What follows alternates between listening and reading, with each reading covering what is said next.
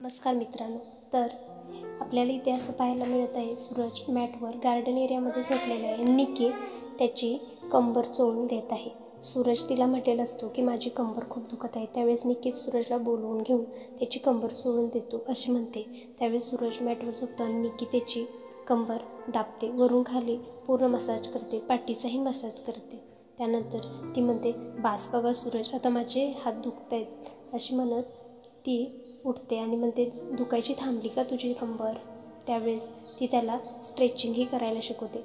पण त्याने पूर्वी कधीही स्ट्रेचिंग न केल्यामुळे त्याला काही ते जमत नाही. तो खूप प्रयत्न करतो तरी त्याला जमत नाही. हे पाहून निकी म्हणते, बाई बास कर, नाहीतर तुझी कंबर मोडेल असं म्हणते.